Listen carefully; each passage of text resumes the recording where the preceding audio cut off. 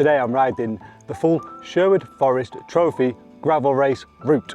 This is a race that has a course that's 9 miles long and we'll be riding it 4 times.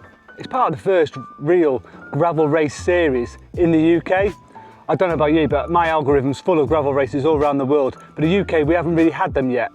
Last year, Glorious Gravel put on 2 trial events, one here at Sherwood Forest and one at Thetford Forest, which I did, and I'll link the video above. For 2026, they've expanded it after those trials, and there's now 7 races, I think, twice at Sherwood Forest, twice at Thetford, but also in Yorkshire, Wales, and one other place I want to say. So I had a bit of an emotional crisis whilst racing the Thetford Trophy last year, and so just to try and help me with my emotions, I thought I'd come and check out this route and just see exactly what to expect when it comes to race day.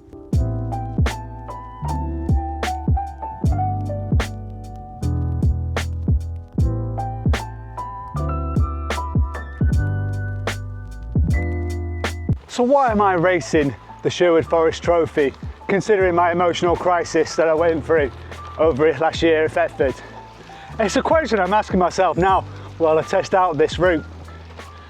I mean, it's just, I need a challenge in my life. I need something a little bit different. I think I've discussed before, I've plodded along and I've done miles upon miles of rides, but not really with any particular purpose.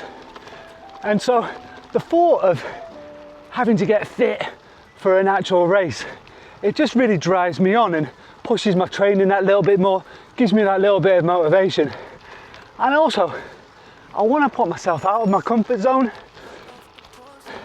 I don't know if anyone can relate, but I probably just settle and do what I'm comfortable with. And one thing I'm not comfortable with is gravel racing. And so, that's what I'm doing.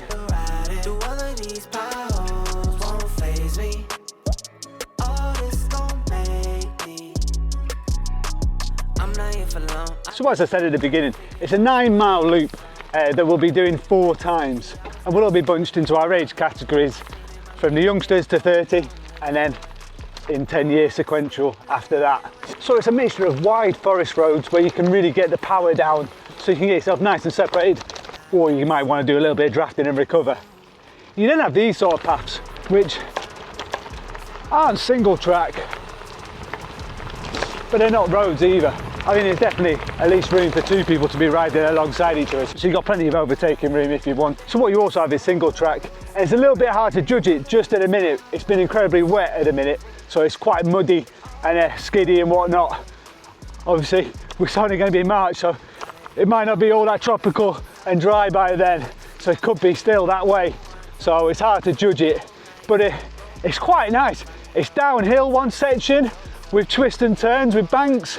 And I can imagine it's going to be actually quite good fun, but just for those of you like me that aren't experienced downhill mountain bikers or anything like that, just be careful on it again, take your time, let people go past if they go a bit faster, because you can catch them on the flat, mate. Wasn't sure what I was getting between the high waves on the sea, waiting for something to get to me. So this is going to be a nice bit of single track. You've come down this nice wide track. Hopefully get yourself a little bit of space from the people near you. Then you're going to start on here, the Kitchener Trail. Showing us a blue route. Let's go and check it out.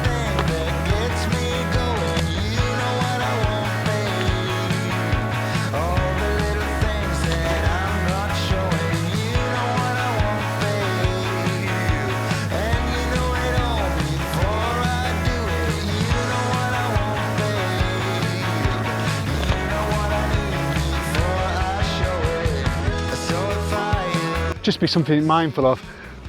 Once you've gone down Kitchener Trail, there's a proper like forest road that you cut across straight back down a path. But as you can see, once we get down this second section of the path, there is a massive sharp turn left by the looks of things.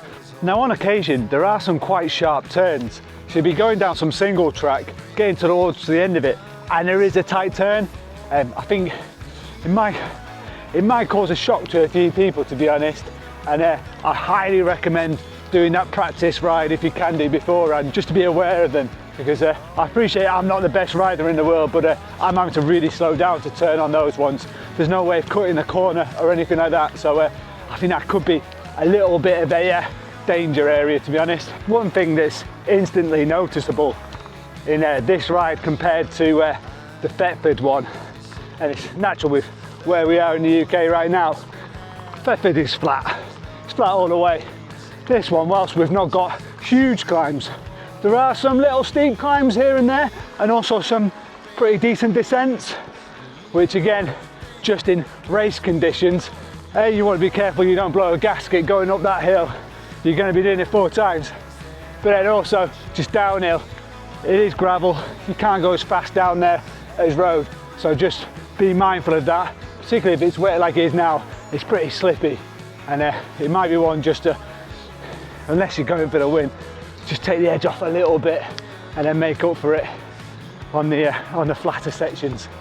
But then that just might be my conservative nature after smashing my face in a few years ago. In terms of actual environment, hopefully the camera shows you exactly what it's like, but it's absolutely stunning here. You are in a forest, as simple as that, and it's just beautiful. I know it might sound daft coming from me, who's a complete novice at this sort of thing, so take it as you wish with maybe a pinch of salt. But my advice to anyone doing this ride, unless you're really experienced and going for that win, mountain biker or a cyclocross fanatic who's coming off the end of a season and super fit, just take it easy on that first lap, pace yourself a little bit. There's a lot of cheeky little climbs that just come out of nowhere, and if you smash it on that first lap, I think you'll be paying the price a little bit later. Personally, we all know what it's like. You got that adrenaline and you want to go for it, and there will be people smashing it right from the start, and that's fine. You can do that if you wish, and obviously you don't want to have a massive gap, but at the same time, just remember you've got 4 laps of this. They might be going for it and looking strong, but that doesn't mean they're not going to be blowing up after 1 or 2 laps. So just be mindful of that and just pace yourself.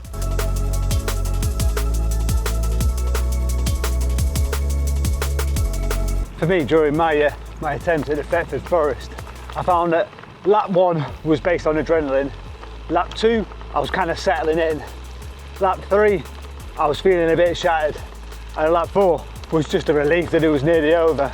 So if any of you are novices as well like me, because this is advertised as being open to novices as well, that's the range of emotions I went through. What I should add is there's nothing on this course is brutal. All of it is completely manageable. It's just the fact that you're doing it 4 times, adrenaline will take over and you might push yourself a little bit harder than what you're actually normally capable of. I know I've mentioned climbs, but as I say, there's nothing too long. There's just some short little steep ones. But I don't think you need to worry about having the lightest setup.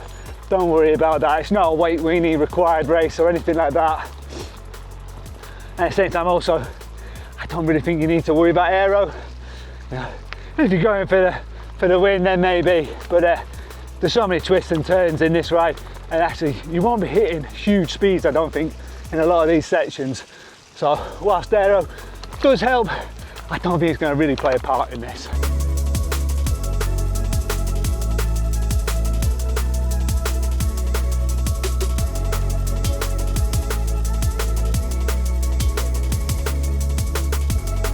I think practicing this route, it has surprised me with the little climbs. I don't know, I was just picturing Sherwood Forest in my head, which was completely flat. And yeah, this one will be different, and this one's going to be a bit of a challenge. And I think even the single track with that downhill, I think that really plays in the hand of an experienced mountain biker personally. I think if you've got those skills, you've got a good chance in this one. And yeah, when you're going down there, smash it. So if you're going to be riding this race, let me know. And please say hello at the start line or when you're overtaking me. But yeah, it'd be great to say hello if you're riding. Right, I hope this gave you a flavour of what to expect on the route if you're riding this race. And if you're not, I hope it just gave you some entertainment of me trying to talk in the camera while I'm bouncing all over the place. I'm going to get 1 more lap done and try and get this route nailed in my head, just so I know where I can put a bit of power down and where really I'm going to have to just take my time and be a little bit more careful. As always, thank you so much for watching. I do really appreciate it. Enjoy your rides. I'll see you again soon. Bye.